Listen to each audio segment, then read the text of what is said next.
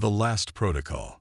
Submit final report on species 3742, designation humans. Authorization. Grand Archivist Xilax, Galactic Confederation Intelligence Division. The crystalline data core pulsed with soft blue light as the ancient AI processed the command. In the depths of the Confederation's most secure facility, buried beneath the surface of a dead world, the last surviving record of humanity's discovery was about to be sealed away forever. Grand Archivist Xilax's tendrils wavered slightly as the holographic display materialized before them. After 3 centuries of studying Earth, the decision had finally been made. The Confederation Council had voted unanimously. Earth would be marked as a Class X restricted zone, the highest possible quarantine classification. Begin playback of final assessment, Xilax commanded, their bioluminescent patterns shifting to record mode. The AI's voice echoed through the chamber. Species 3742 presents an unprecedented anomaly in galactic civilization. Unlike all 10,827 previously cataloged sapient species, humans demonstrate what we term convergent advancement, the ability to progress along multiple technological paths simultaneously, often through seemingly random intuitive leaps. Xilax's patterns pulsed with concern as the briefing continued. The images showed humans advancing from primitive combustion engines to nuclear fission in less than a century, an achievement that had taken most species millennia. More disturbing were the psychological profiles. While most species evolve toward specialization and cooperation, humans maintain aggressive adaptability. They exhibit pack-predator tactics combined with tool user intelligence. This combination has only been observed in extinct species that destroyed themselves before achieving spaceflight. Humans are the first to stabilize this trait. The display shifted to military analyses. Xilax had seen them before, but they still triggered waves of unease through their neural network. Humans didn't just practice warfare, they transformed it. Every defeat became a lesson. Every victory sparked innovation. They didn't simply adapt technology, they reimagined its fundamental purposes. Most concerning is their response to existential threats. While most species become more conservative when faced with potential extinction, humans become more aggressive and innovative. They have survived multiple near-extinction events, each time emerging stronger. This pattern suggests that any direct conflict would likely trigger an acceleration of their development. The images showed simulations of potential first contact scenarios. In every model, the results were the same. Any attempt to conquer Earth led to devastating counterattacks. Any peaceful contact resulted in humans rapidly absorbing and weaponizing advanced technology. Even simple observation carried extreme risks. Humans had already detected and analyzed several cloaked probe ships, though they kept this knowledge secret even from themselves. Final recommendation: Earth must be isolated not merely to protect the Confederation, but to protect humans from themselves. Their current technological progression suggests they will achieve faster than light travel within 2 centuries. At that point, contact may be possible, if they have developed the necessary social constraints on their aggressive innovation. Xilax added their own addendum. Let it be recorded that I concur with the AI's assessment. The quarantine protocols must be absolute. No trade, no contact, no observation. The humans must never know we exist until they are ready. The consequences of premature contact would be catastrophic. The archivist hesitated before making their final entry. Personal note: in all my centuries of studying alien civilizations, I have never encountered a species that fills me with such contradictory feelings of hope and dread. Humans create beauty and destruction in equal measure. They dream of peace while perfecting war.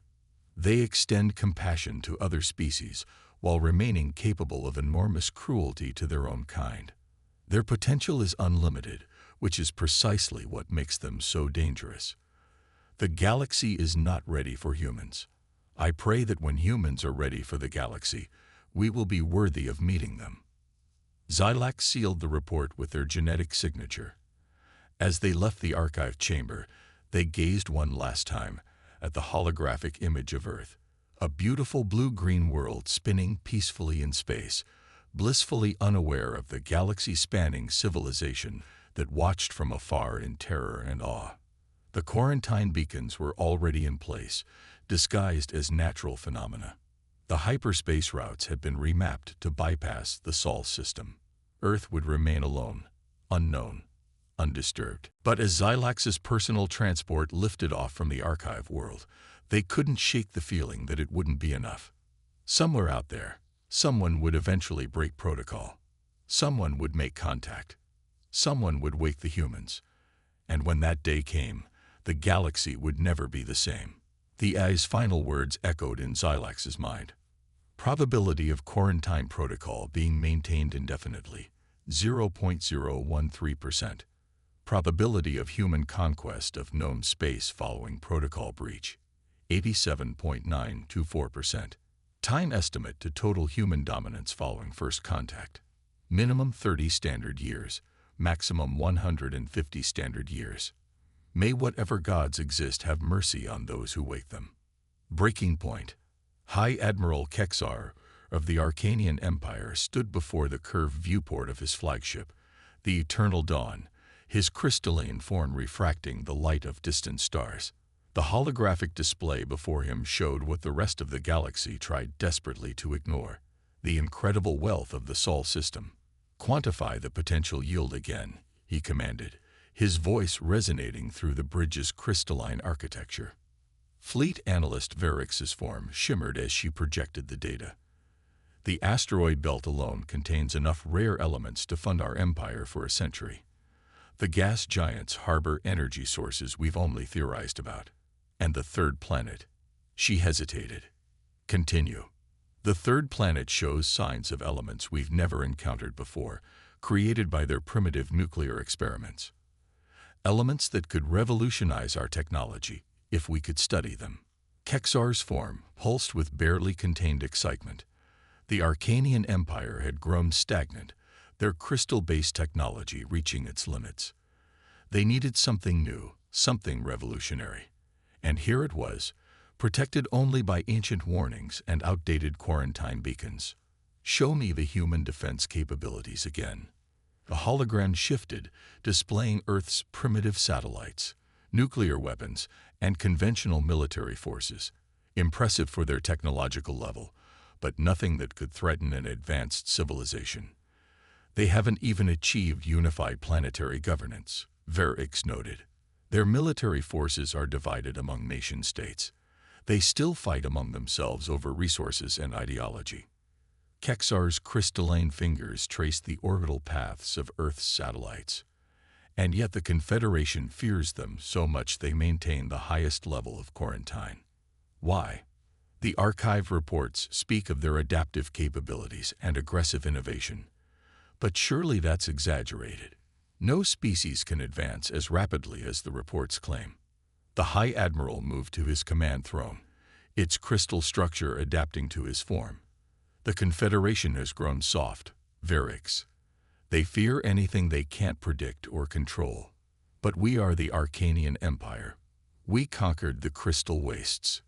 We tamed the living storms. We will not be stopped by primitive humans." He brought up the tactical display, showing the position of his fleet hidden behind the dark side of Neptune. 50 ships, the finest the Empire could produce, equipped with technology beyond anything humans could imagine. "Begin Phase 1, he commanded. "Establish mining operations in the Kuiper Belt. Minimal emissions, maximum stealth. We'll extract what we need without the humans ever knowing we were here." Varix's form flickered with concern. "And if they detect us? Then we'll do what we should have done centuries ago. Show them their place in the galaxy. Their primitive weapons cannot harm our crystal ships. Their crude sensors cannot penetrate our stealth fields. We risk nothing by being here." As the fleet moved into position, Kexar received the first reports. The mining operations were proceeding perfectly. The humans' primitive detection systems showed no sign of noticing their presence. Everything was going according to plan. Then the impossible happened. "High Admiral, Verix's voice carried unprecedented urgency. We're detecting unusual radiation patterns from Earth. Specify. They're using their nuclear weapons to create controlled gravitational distortions. The patterns suggest they're testing some form of space-time sensor array. Kexar's form crystallized in shock. That's impossible. They shouldn't even have theoretical knowledge of such technology. The patterns are clear. Admiral, they're not just theorizing. They're actively experimenting. And the wave patterns, they're going to detect us within days if we don't abort the operation. For the first time in his long career, Kexar felt uncertainty creep into his crystal matrix. The humans weren't supposed to be capable of this. They were primitive, divided, limited. And yet, accelerate the operation, he commanded. Extract everything we can before they detect us. If they notice us, we'll deal with them directly. The Empire cannot show weakness now. As his fleet moved into action, Kexar didn't realize he had just made the same mistake countless others had made before when dealing with humans. He assumed their current capabilities were their limitations. He was about to learn why the Confederation had quarantined Earth. He was about to learn why the warnings were written in every major language of the galaxy. He was about to learn what happened when you underestimated humanity's capacity for adaptation. He was about to wake the humans, and the galaxy would never forgive him for what was about to happen. First strike. Dr. Sarah Chen stared at the data scrolling across her quantum monitoring station's display, her coffee growing cold beside her keyboard. The gravitational wave patterns made no sense, or rather, they made too much sense. Director Harrison, she called out, her voice steady despite her racing heart. I think you need to see this. The director of NASA's Deep Space Monitoring Division crossed the control room in quick strides. What have you found? The gravity wave distortions we detected near Neptune. They're not random. Look at the pattern structure. Harrison's eyes widened as he processed the implications. Artificial. Has to be. Natural phenomena don't create repeating gravitational signatures like this. Someone's out there, and they're trying very hard not to be noticed. Within hours, the evidence was undeniable. Humanity wasn't alone, and their visitors hadn't bothered to say hello. The response was unlike anything the aliens could have predicted. There was no panic, no chaos, no breakdown of society. Instead, humanity did what it had always done when faced with an existential threat. It adapted. In underground facilities across the globe, decades of contingency plans were activated. The world's major powers, despite their differences, implemented protocols developed in secret for exactly this scenario. Colonel James Rodriguez sat in the Joint Chiefs Emergency Briefing Room, watching as satellite data revealed the true extent of the alien mining operation. They think we can't see them, he noted, a grim smile playing across his face. That's an advantage we need to preserve. What about the tech gap? General Zhang asked from the Chinese military's video feed. Their ships are clearly centuries ahead of anything we have. Maybe. Rodriguez pulled up the analysis of the alien vessel's movement patterns, but they're predictable. Look at their mining operations. Efficient, yes, but rigid. They follow the same patterns, use the same routes. They think like an empire that hasn't faced real opposition in generations. Dr. Chen, now advising the military response team, spoke up. Their technology appears to be crystal-based, highly advanced, but potentially vulnerable to specific frequencies of electromagnetic radiation. If we can disrupt their crystal matrices, we'd need to get close enough first, the Russian representative pointed out. Their stealth technology isn't designed to hide from what they consider primitive scanning methods, Chen interrupted. They're invisible to our most advanced sensors, yes, but they show up clear as day on modified World War II radar systems.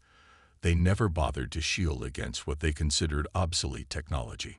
The plan that emerged was quintessentially human, using the aliens' own assumptions against them.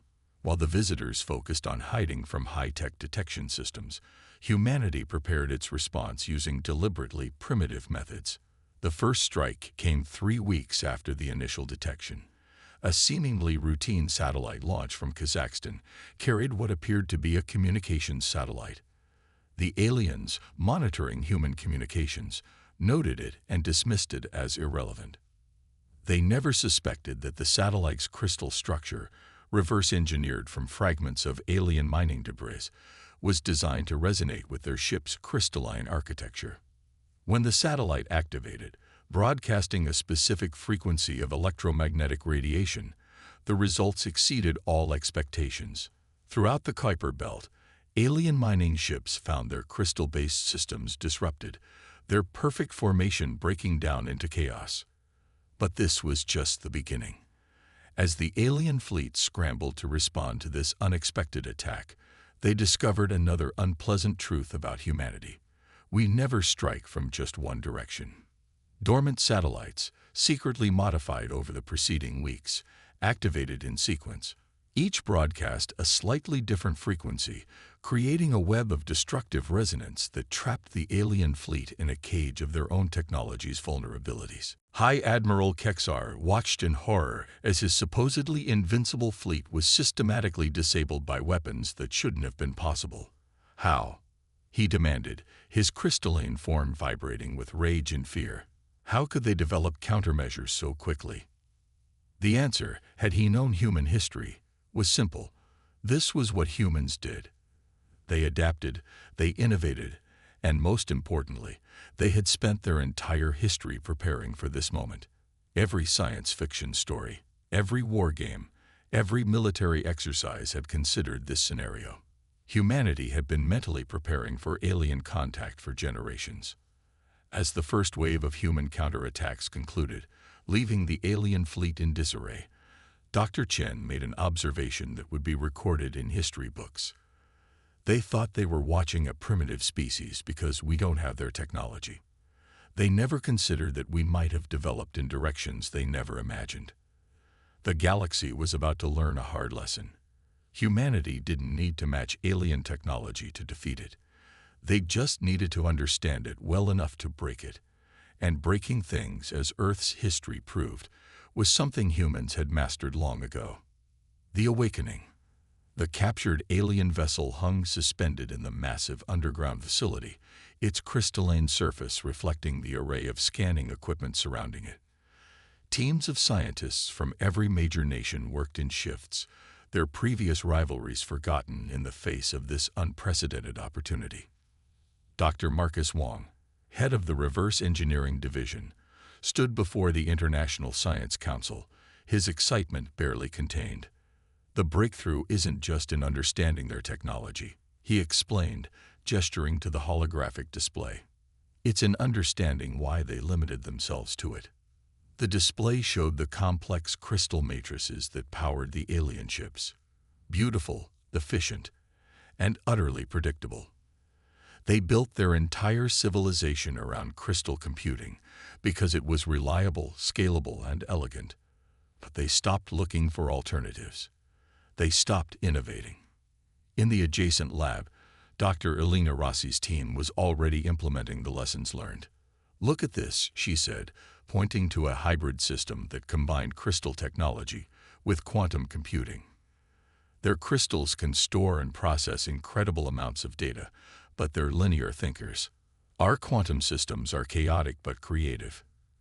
Combine them. The results were staggering.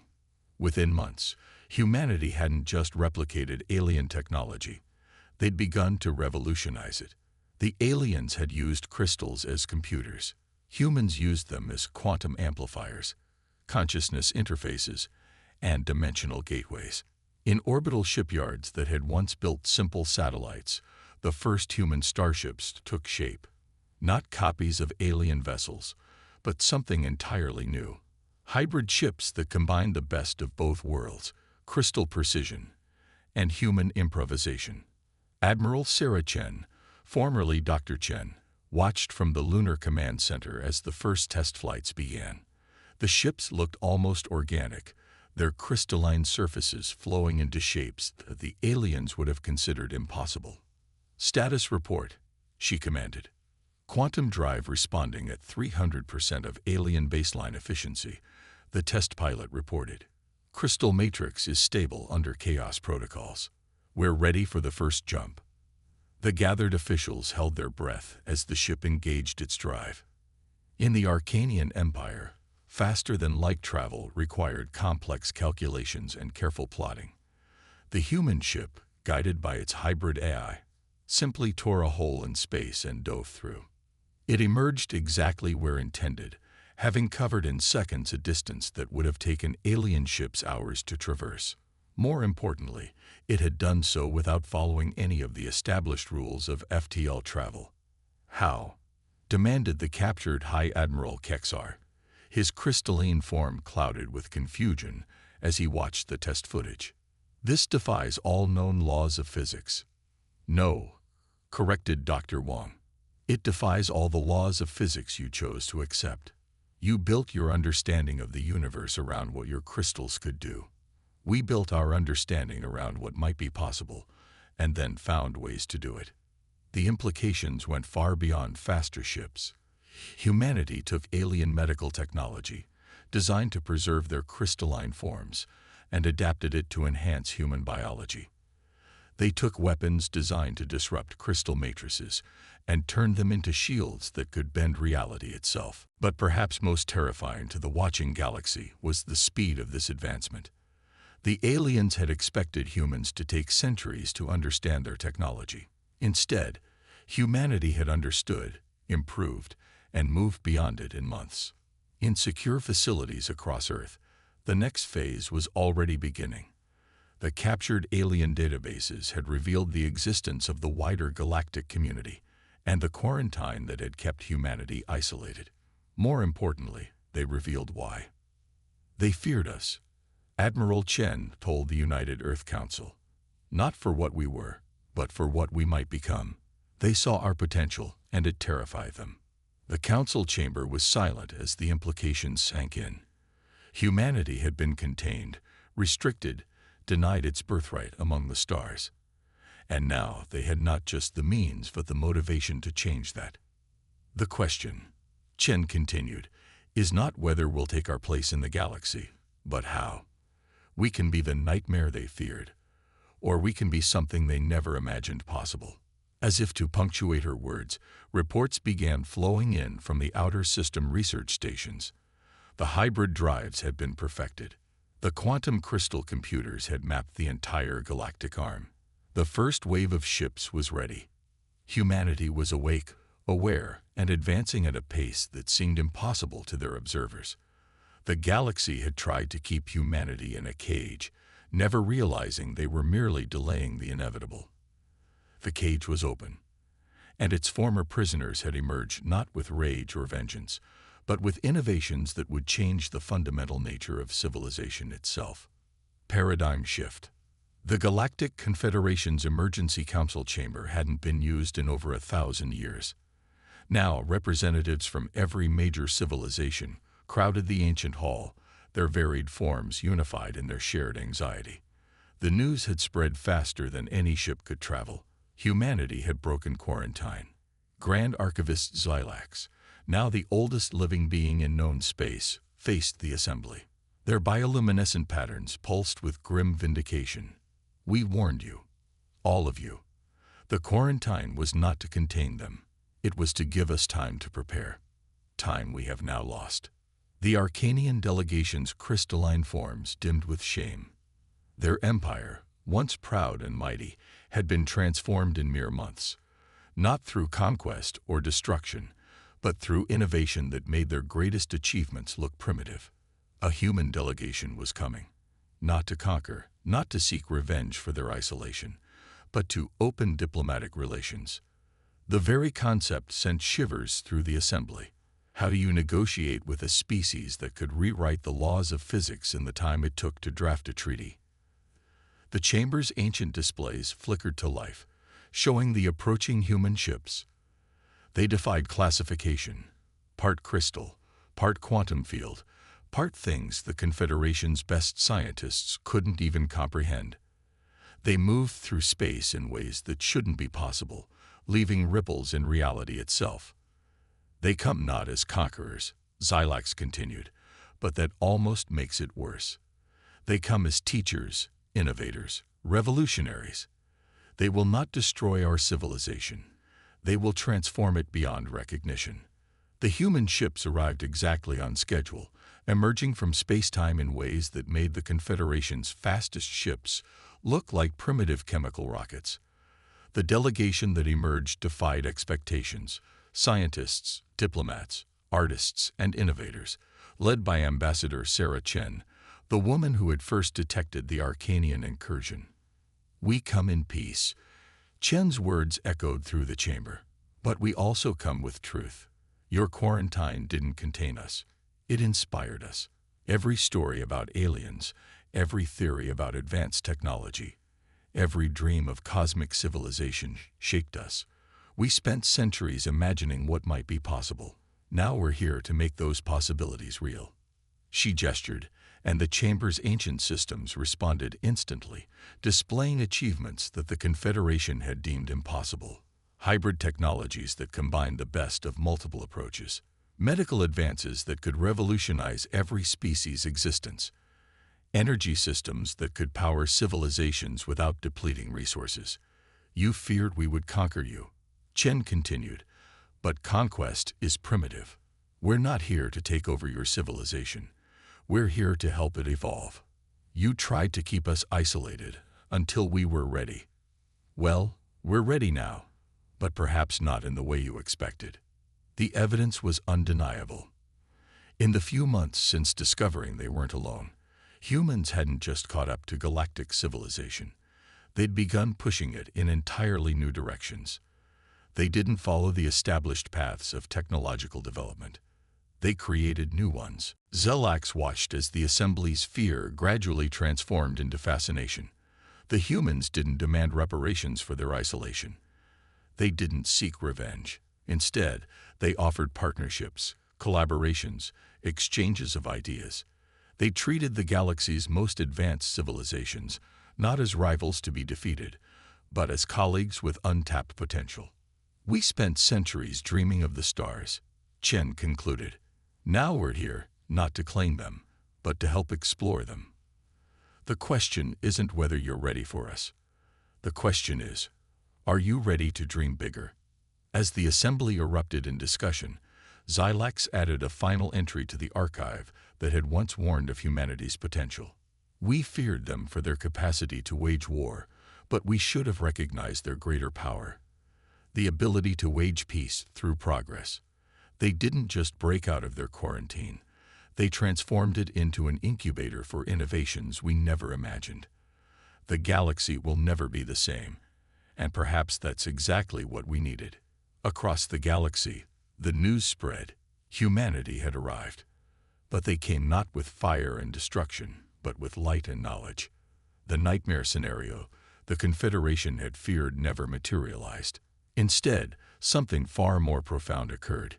Humanity brought change, innovation, and possibilities that reshaped the very foundations of galactic civilization. The age of isolation was over. The age of transformation had begun. And in the end, the greatest surprise wasn't that humanity had survived its quarantine. It was that they had emerged from it ready not to conquer the galaxy, but to help it transcend its own limitations. The stars themselves seemed to shine brighter, as if acknowledging that a new era had begun. Humanity was awake, aware, and ready to share their dreams with the cosmos.